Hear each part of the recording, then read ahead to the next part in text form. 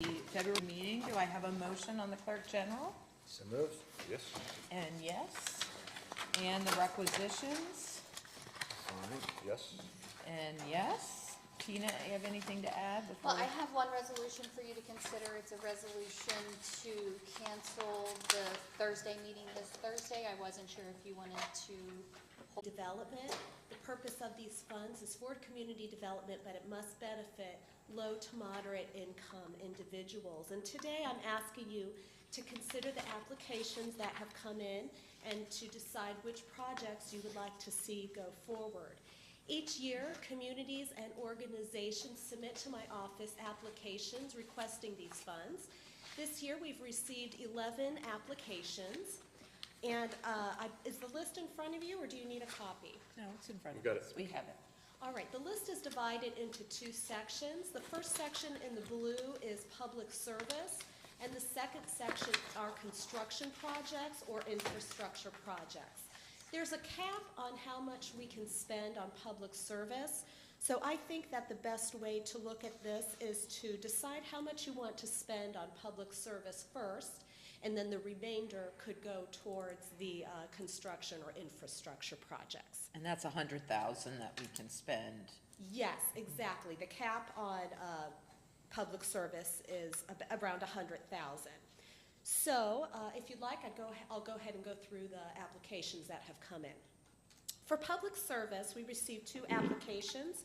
The first one is for Family Promise of Warren County. That used to be the Interfaith Hospitality Network. They purchased a new facility on Route 42 this past year, and they are requesting $75,000. And then Safe on Main, which is our abuse and rape crisis shelter, they are requesting $42,000 this year. Are there, when you have the section called recent awards, are those amounts that we gave them? Yes, it is, from our CDBG funds. Those are over the last several years. In 2021, there's our extra funds, and that was because of extra funding that we received for COVID from the CARES Act. And these are the only 2 that we funded. It is, and this year, these are the only 2 applications that have come in. Historically, we have funded them every year. They do rely on these funds. Do they tell you what their needs are for the amounts? Since obviously we're being asked for more than we can give. It goes towards general operations, administration, and towards the care for their. When it says the amounts where you say match, what does that mean? Family Promise, they have $500,000 from various sources. They have private donors who donate. They get other grants from other resources. So that's towards their whole program. And Safe on Main, they said that they receive an extra $750,000 every year from various sources. Suzanne, are we making our final allocation today, or you're just bringing it before us? If you are ready to make decisions today, that's fine. But I am at a good time where if you want me, you need to think about it, I can come Right. back. So what's the deadline? If I could have decisions made within 3 weeks, I will still be on. Oh, okay, so that's good. So, okay, yeah, that one, the total of 100,000 is gonna be simple for us.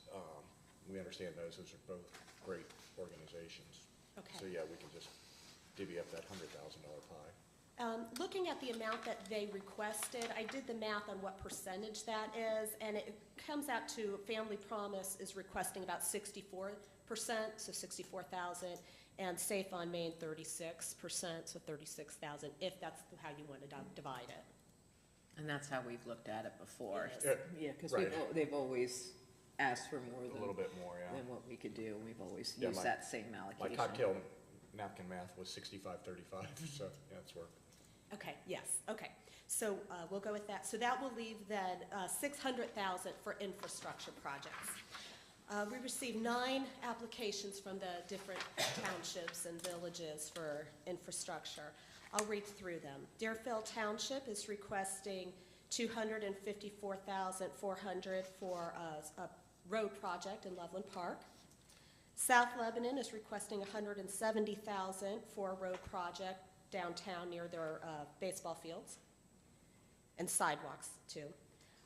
Lebanon is requesting $300,000 for a full-depth reconstruction of Cherry Street, which includes sewer, utilities, and street. The city of Franklin is requesting $180,000 to repave part of one of their subdivisions that's right outside of their downtown area.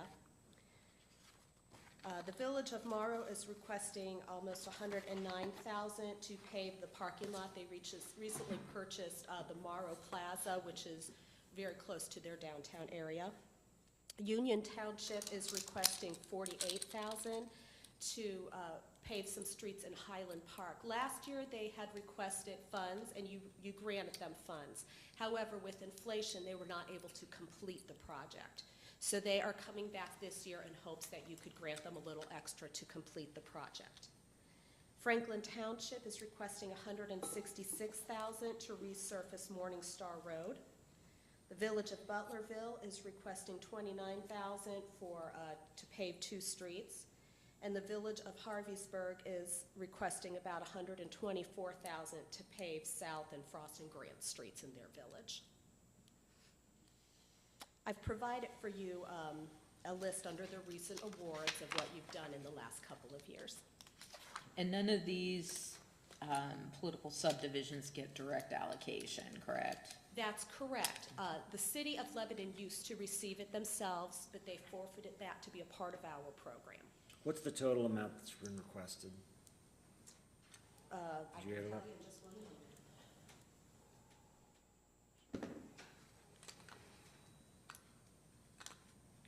Probably what, 1.3, 1.4 million, something like that?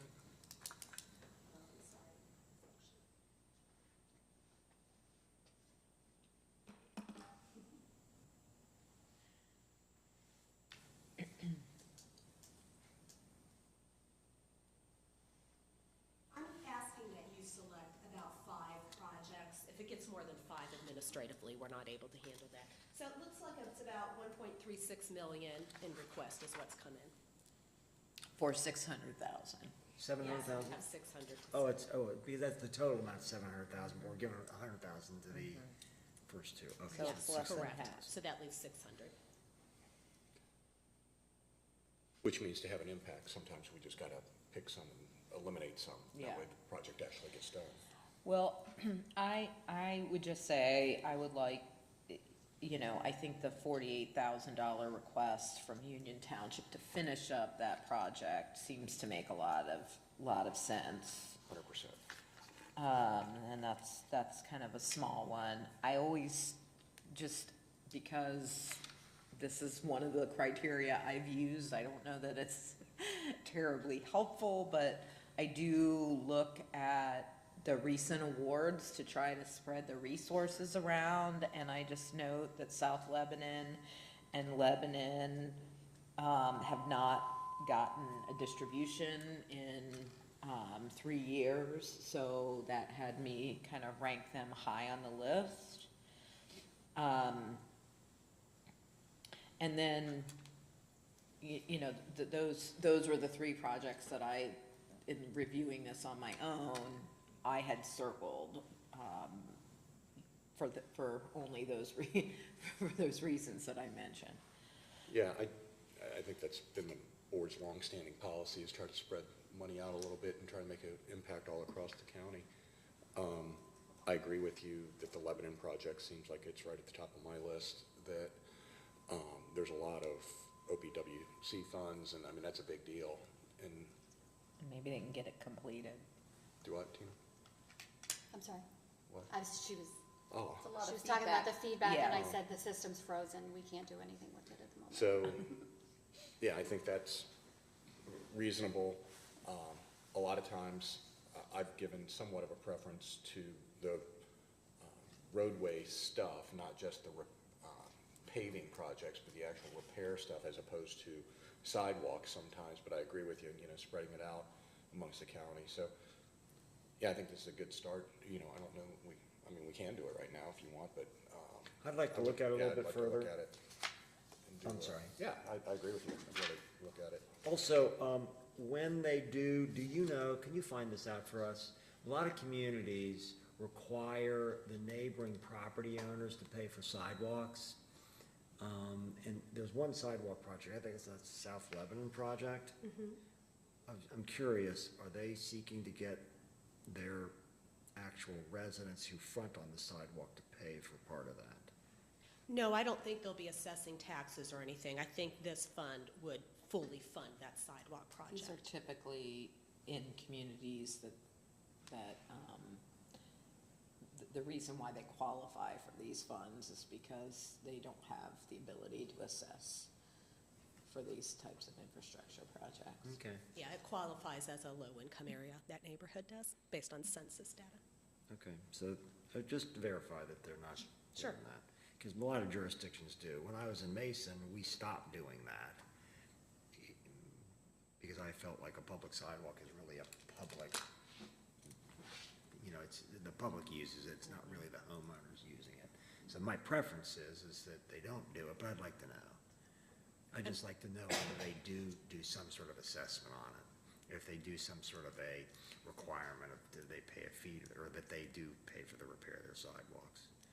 Okay. Downtown Cincinnati, for example, if you got a building or a place down there, you pay for the sidewalks. You do, the city doesn't. Okay, that's the only question I've got. I just thought it was also the sidewalk around the park, correct? This sidewalk, it's along Hobart Street, and it's to provide pedestrian traffic, and there is a park right there, some baseball fields, and a park where they have frequent community events. They have truck drives there. So it's just not in a subdivision, it leads in or to a park area? Correct. Well, the whole area is a residential area, and the street Hobart is in that residential area right next to the park. One of the requirements of CDBG is it has to be a residential area, and it does qualify. Does that answer your question? Yep. Thank you. Maybe 2 weeks? Okay. Good, All right, thank you I'll so be much. back in 2 weeks, and thank you. Thank you. Thank you. Okay, next, Next. I'm also here today to talk to you about a possible amendment to the contract as it relates to Warren County Transit.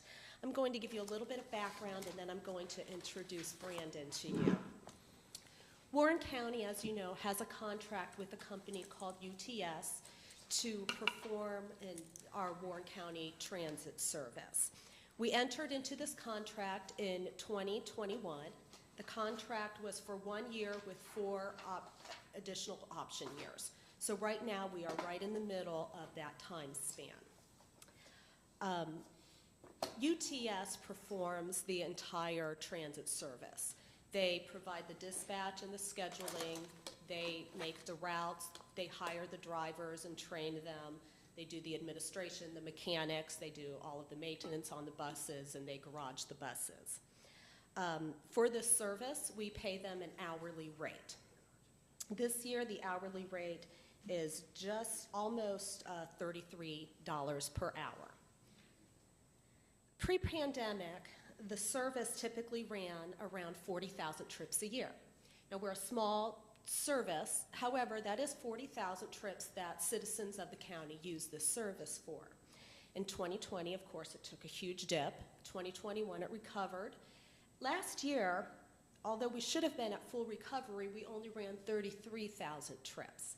The reason isn't because of demand, but the reason is because UTS is having a very difficult time hiring and retaining drivers. It's affecting our level of service. People are having to wait, and they're not being able to get the rides that they need to go to their doctor appointments, dialysis, chemo, and other appointments and work as well. At this time, I'd like to introduce to you Brandon Baum. Brandon is the chief operator. He used to be the chief operator for specifically Warren County Transit, but he was promoted to the director of business development, and he's going to talk to you about what the drivers are making, and he's going to make a request that we amend our contract with them. Brandon? Morning, guys. Good morning. Thank you for having me here. Suzanne, thanks for the intro. So right now where we stand is we have about 19 total vehicles on the lot. Any given day we're running about 12 to 13. So we've got about 9 drivers that have been here, senior drivers. They're on Social Security. They've been with our company probably 10 to 15 years. and their average rate of pay is about $12.50 an hour. And as you guys know, that's, in this market, it's not really sustainable. So we've had a really hard time hiring because our post on LinkedIn and Indeed is, we say $12 to $13 based on experience. We put a posting up for a 14 to 15 hiring range, which is very standard right now, and the appetite has been a lot higher. And I've got 5 to 6 drivers that I would really like to bump up their hourly wage to, you know, something respectable in $14.50 range. And simply we can't do that based on the 32, I believe it's $32.94 per revenue hour is what we get paid by the county. Last month, UTS basically broke even for the month, and the month before that, we lost about $9,000 when you factor in overhead and all of that. So I think we're asking for a $2.50 increase on the revenue hour so that I can pay drivers $15 an hour. Right now, we've got about a week waiting list, so if you call in and you need a ride, our dispatchers are saying, okay, we can get you, you know, next Wednesday, for example. So I don't like that for the community. I don't like having a waiting list. And I do believe that with this increase, I'll get a lot more people in the door, a lot more drivers in the door. I'll be able to kind of pick and choose better who we take, not just like, hey, you want to work here for $12? Great, come on in. So Brandon, let me ask you this. Sure. Appreciate where you're going with it, but you entered into a contract with us, right? Yeah, 2021. So a couple years ago. Yep. What did that contract say you were going to do? As far as revenue, No, just as far as what services are you providing to the citizens of Warren County?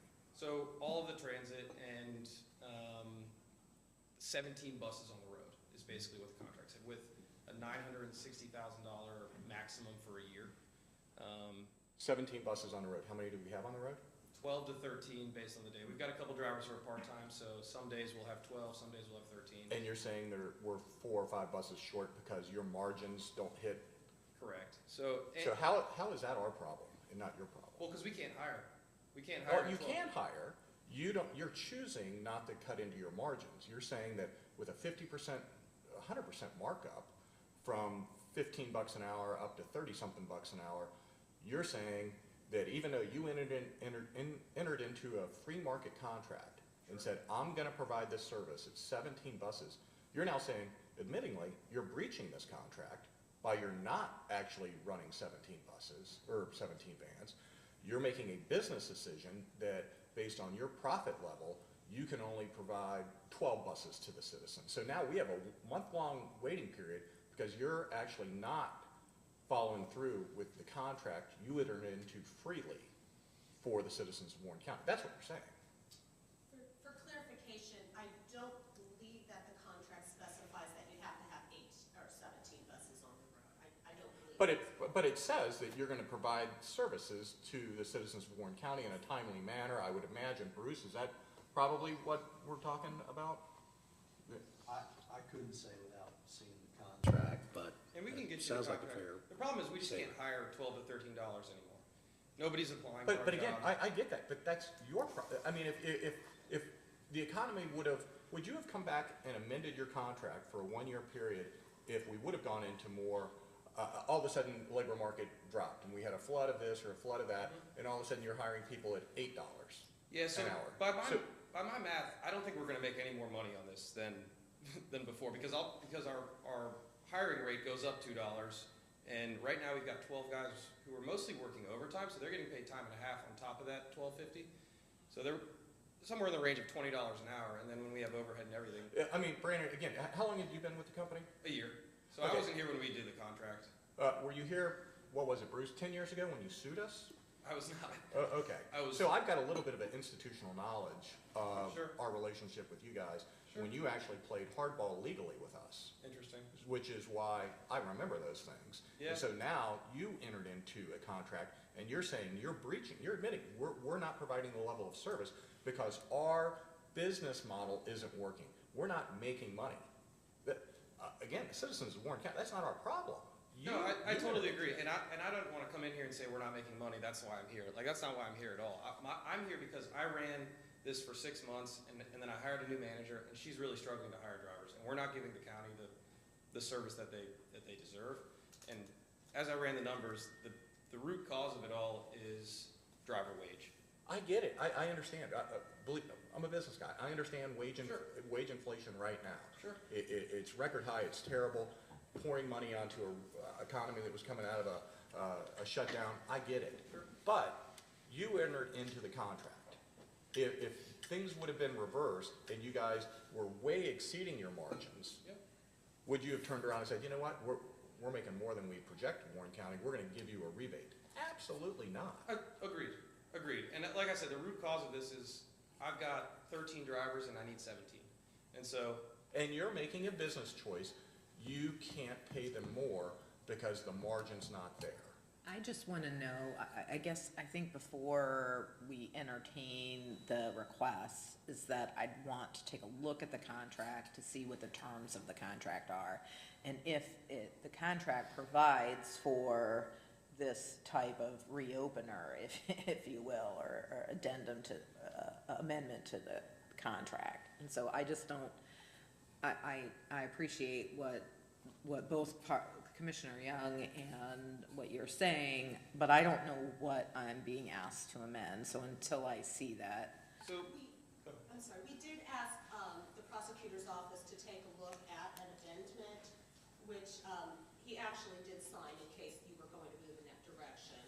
And Adam and I signed the contract changing the hourly wage. So, but what I need to know is what the contract says with respect to the hourly wage, and if there is an opportunity for the vendor to come forward to us on things like wages or other things where they're asking for, an amendment. That's what I'm, I don't know that he's in breach of contract, because the contract might actually make provision for this type of arrangement. So that's what I want to know. Bruce, am I thinking of the same right company? Yes, yes. Adam would have just approved it as to form. Does it meet the form requirements, not, the substantive of whether you want to amend it is up to you. Okay, so I was gonna ask the same question Shannon asked, but she beat me to it, and I'm the lawyer, but she's the president Well, of the commission. I so- write the laws. I used to write Yeah, the laws. you're right. So, yeah, I would like to see the contract. I'm assuming that you want some sort of change order to this contract, or that you want an amendment to it, or, is that right? Yes, a change order to the contract. We would not have to adjust our purchase order. There was plenty of funding already available. Well, let's take a look at the contract, and then we'll have our counsel give us some advice on it,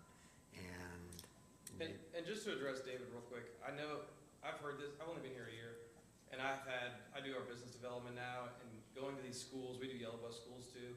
People have a bad taste with UTS for whatever reason. I think 10 years ago, there's a reason we have a new owner. Our new owner bought the company in 2017. He's a local guy, good guy. We put a lot of technology into the business. We're really trying to grow. So I can't speak to what happened 10 years ago, but I know that a lot of people had issues with UTS and our previous ownership. So all I'm trying to do is just kind of move forward and figure out a way to give you guys the best service possible and to pay our guys what they deserve, right? I mean, it's a hard business. It's not easy. And I want to be able to give you guys the correct service. And I want to be able to pay the people who have been doing this for 15 years for you guys more than $12.50 an hour. well, but you see, your contract, depending on how it reads, and we don't know, we need to see it, as to whether, as our board president said, I mean, we really need to see whether the contract provides for this. Or did you have a fixed contract where you said, here's what we're gonna pay you, and you're gonna do it for 4 years? You obviously knew there was gonna be wage inflation when you anticipated it. I don't know whether there were multiple bids, and so I just don't know, but all we need to do is just see it. I'll provide that contract for you. To answer two of your questions, they built in an inflation each year. See, and this is where, and Suzanne, correct me if I'm wrong, but this is where I think, and Bruce, I forget what I had for breakfast, but sometimes I remember things that left a bad taste in my mouth. This one left a real bad, and again, as a young business development guy, I would say you came with the exact correct answer for trying to overcome an objection relative to, it's a new ownership group. We knew there was problems back in the day. And this is why there was problems in the day. I actually remember exactly what went down with this, because when we bid out this contract, public contract, it was very contentious. UTS had the contract. We went with a new provider. They basically didn't like that at all. And after we awarded the contract, we allowed them to actually park in the parking lot, some of the vans. And it wasn't, correct, Bruce? Yes. And see, you impressed? So that we allowed them to park in the parking lot, and UTS came back and actually sued us and said, if we would have known that we had the right to park these vans in the parking lot, we would have undercut our own bid and you would have awarded to us, and they won. So it was a big, big deal. So now I'm sitting here thinking, I'm UTS's competition. And of course, I already factored in a wage inflation factor, and so you bid $100 and the other company B bid $105, but I had inflationary things in there. Now you're potentially coming back and say, well, we're not really honoring that contract for 100, we need 110. So the person we actually awarded to could come back and say, wait a second, if we would have known we had a wage inflation amendment in there, we would have priced it lower. Bruce, am I right? That could be, I mean, I'm not saying that's going to be a cause of action. I'd be interested in seeing what the other bids were. I can answer that. Let me back up to 7 years when we went out to bid. 2 companies provided quotes, UTS and MV Transportation. UTS came in much lower, so we awarded the bid. 2 years ago, UTS was the only company that provided us a quote. Okay, well, let's just see the contract. Okay, we'll get that for you. Great, thank you so much. Do you have any other questions or that I can? Nope. Okay. Nice to meet you. Thanks for coming in. Thank you Thanks, for. And good luck. Thank you for Thank you, coming in. appreciate you guys having me. You bet. Thanks. Tiffany or Martin, do you have I do anything? not. Okay, motion to Tina, adjourn. anything? Sorry? There's, I'm sorry, motion? Yeah, motion to adjourn. A motion to adjourn, second, And yes. And yes. Thank you.